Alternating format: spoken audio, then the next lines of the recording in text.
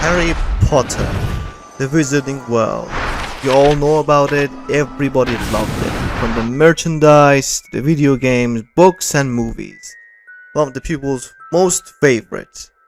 If people wanted to talk about the most cultural aspects of entertainment, Harry Potter, Star Wars, and a few others would be on the top of that list. What makes this incredible series so magnificent? Well, we have a lot to talk about, but this is not what we're here for today. Today, we're going to talk about my own favorite Harry Potter game. So let's dive a little deeper and find out what's good and bad about this video game. Stay with me till the end.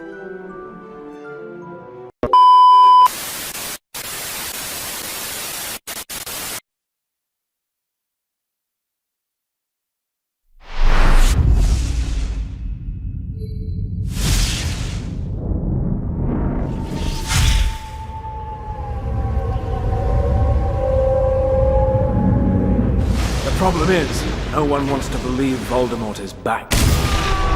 Voldemort's after some sort of weapon. Maybe it's something that can kill lots of people.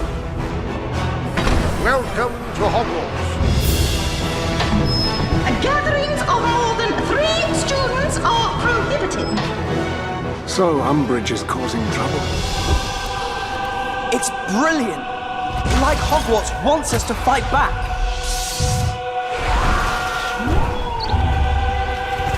There are things all over Hogwarts that can be discovered.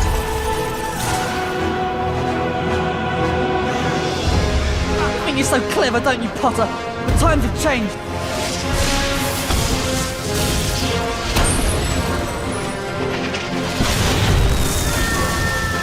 I really hate children.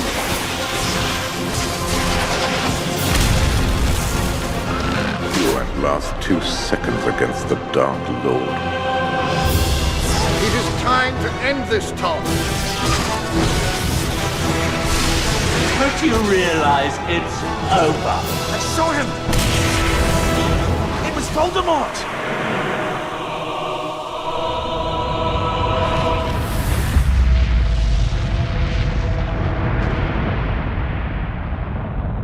Harry Potter is no stranger when it comes to this medium. Video games have been around for a long time now, and when the books and the movies started coming out, the first thing people thought about, well, maybe the second thing, wasn't there at the time, was when will we get a Harry Potter video game? Of course, at the time we had Sega, PlayStation 1 and the old consoles. Classics, I know. Especially the PlayStation 1 version. Do you guys remember the Hagrid there? However, until quite recently, when we got one of the most incredible Harry Potter games ever that has come out, until now, Harry Potter games have been quite a hit or miss, mostly misses. People have a lot of contradictory feelings when it comes to this franchise, especially its video game in format. We all remember Harry Potter 1 through 7, all the EA slops. Of course, some of them were good, some of them were pretty good, most of them were not. We all remember that. We all know. However, despite all this, despite all their faults, there are still some of those games that are, depending when it came out during people's lifespan, there are still people that would swear by them, love them, and it's not just the rose tinted glasses, it's more than that. Today, we're going to talk about my favorite of the 5. And yes, I grew up with it.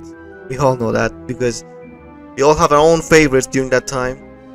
I wish we could go to some other company and say, oh, this Harry Potter game is incredible, but it is not the case. EA had the rights and they completely had the monopoly when it came to this Wizarding World for a long time. And did they use that monopoly in good confidence? Did they use that to make great games like their namesake, Electronic Arts? Hell no! They did not do that. Well, mostly. The issues ranged from lack of funding, passion, and most importantly importance within the company. But the developers did what they could, and sometimes they did well because they did actually like the franchise. Whenever they did, whatever game that game succeeded. Financially, well, they did because people love Harry Potter, and if you want to be actually live in that world, there's nowhere and no other way. Do so, but in video games. Today, we're going to talk about my favorite, Harry Potter 5, The Order of the Phoenix, on the PlayStation 2. As you might see on the screen, the game was not exactly a looker, but for PS2, these graphics were pretty good back in the day. The landscapes were pretty great, the physical actual graphics were good, the art was spectacular. However, it was not the best looking game at the time, as no Harry Potter game was until Hogwarts Legacy, of course. But for Harry Potter, it was a top tier quality game. Now, that was just for the graphics. They were okay for PS2. They also came for PlayStation 3 and Xbox 360 and PC. I'm not going to talk about those formats. The PC version was absolutely awful. They completely locked the frame rate to 25 FPS, I believe. Not even 30, with no way to actually get 30 FPS until just a few days ago, well, few years ago maybe at this point. The Fix Enhancers group, incredible group, please go to their channel and their awesome Discord server. They also have a website. They fix all these games, all their frame rates, a lot of them, Lord of the Rings games, old-timey games, Star Wars, everything. And all Harry Potter games. They fixed them all, despite the incredible heavy coding there was. Especially for Harry Potter 7. If you guys remember, EA had a really hard lock on that game for PC. But they broke it because they had to fix the game. And I digress. Getting back to the topic at hand, despite the terrible PC port, the 7th generation consoles were actually decent. Not too good, not too bad. The PS2, well, that one, just because it was an older console, the graphics stood out. The resolution didn't though, but everything else was fine. Now, graphically aside, the game itself, how is the game? Well, I think all us Harry Potter veterans know that the EA games were not that good. But except for the first 3 games. But that's a whole other thing. Whole other generation and era of making Harry Potter games. You know, during that time, they actually made different versions for consoles and PCs. That just blows my mind. Like, for them it was better to make multiple versions than porting them. The same EA. Can you believe it? Well, I can't. The games are fun. They're fine, well made, and fun to play. The gameplay, despite being very different across all the games, like seriously, the first 3 very well made. They're pretty good. I like them. Most people do.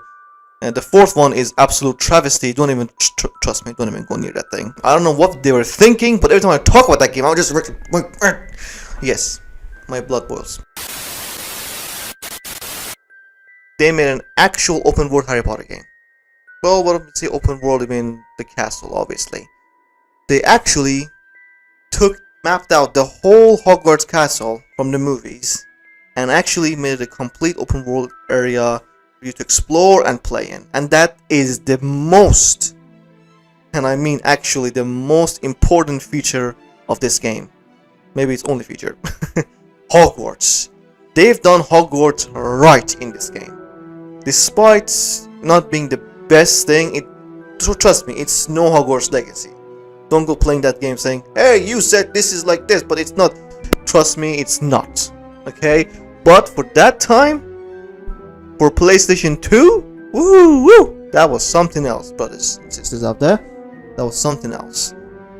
At first, first few levels, the Hogwarts is mostly locked off, but it opens up as you progress through the game. And it's created quite faithfully. It's beautiful. Most importantly are its actual portraits. They're well made and shortcuts. They have these shortcut portraits that you go through that kinda acts as a fast travel point, but it's not fast travel exactly. It's shortcuts. It's an immersive way to actually inherit this feature into this game. Aside from these, well, how's the gameplay? The actual most important part of the game, spellcasting. You know, the thing actually people play and love Harry Potter for, the fun gameplay. Well, this this was the height of the motion gaming. You all know what I'm talking about, the V era, okay? People were going crazy about motions. You know, the Kinect, the motion, the moving of Wii. So they kind of simulate the whole thing with the mouse and the controller. So the spells are actually, you have to remember them. You have to learn them and remember them, how to actually execute them with your mouse movement or controller movement. Or if you have the Wii, which is the best version, obviously, because it was designed around that. Much better. And I think it came out for PlayStation 3 Move 2, but I'm not quite sure. I don't think it did, unfortunately, because it would have worked well there as well. The motion gameplay is quite fun at first, you know, but as you go on and play it, it becomes kind of tedious. Especially in this day and age, it might not actually, you know, be able to stand up on its legs, but fun for the time. Quite fun. However, what was not okay in this game was the actual story. Harry Potter 5, the book and the movie, are one of my most favorite stories in medium, books and everything else. However, in this game, despite following the movies quite closely, does the game actually try to improve upon it? You know, bring in all those great parts of the books that the movie skipped, you know, and cut out the whole movie? Does it try to incorporate the actual movie so it can stand beside it? Important part? No! Does none of that. Tries to follow the story very, well, tediously in a way or two, and unfortunately, it is not a good retelling. The story of the game, despite being based on the books and the movie, was very lackluster. It was cut a lot. The mission design, the story for those missions were all 4th grade level storytelling. Honestly, I can throw a stick in here. It's a very small room. You can't see it, but it's a pretty small room. And you would actually come up with a better story. Trust me. I could put this microphone in front of an ant and it would give you a better retelling of the whole story. Now, what I absolutely cannot stand in this game is moaning fucking metal. Yeah! Yes! God damn it! I know, yes. Breathe, yes, I know. That bloody bastard comes to you all throughout the game, informing you that you've got, in this game, you actually get your own secret room. Yeah, hidden behind a portrait. You go through there and you think you would find treasure in there, right? Very cool details you never knew? No! It's recorded videos from the actors that actually voice acted the game, talking about the video game and all that. Well, they are fun the first time you watch them. Trust me, they were out there welcome. And this bitch coming to you every second telling you gathered more XP, go dust off some videos. Ugh, terrible. The mission design in this game is not done right. It's not well made. It's, even for kids, it's terribly designed. I don't know who was working at EA at the time, but that is not how you create a video game. Missions in this game are basically fetch quests. You are the errand boy. Harry Potter, the errand boy for all these useless NPCs you wanna just, you know, curse into oblivion with Carfringo. Yes, you do their errands. That's what you do, and the story progresses forward and not much else. That's most of the missions. Even the last mission before you end the game, you have to go through all Hogwarts finding Luna's missing socks. Trust me, socks. No, shoes, socks, and everything else. It's just, I felt like such a loser at the time. Despite that last one and a few others, the game was fine. Maybe if I play it today after playing Hogwarts Legacy, I would be much harsher on it. If I wasn't harsh enough already. The game holds up, especially if you're from that era. You would like it. I would definitely recommend for you to go check it out. You'll probably enjoy it. If you're playing on PC, I cannot stress this enough. Go get the patch enhances, trust me. Now, the final verdict for this game, well, if I was a kid, which back in the day, grading this now, in the 5th grade, I would probably give this game a 10 out of 10.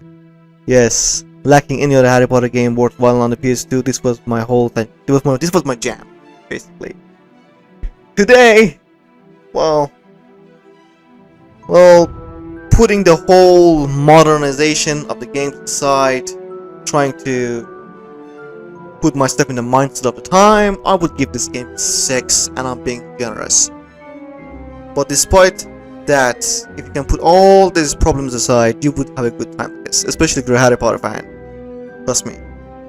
Now, I hope you enjoyed this review, everyone. I've been meaning to do Harry Potter videos for a long time, but unfortunately I was stuck during the whole war and all the situations in my country. It's not easy to do, especially with the internet situation and all that.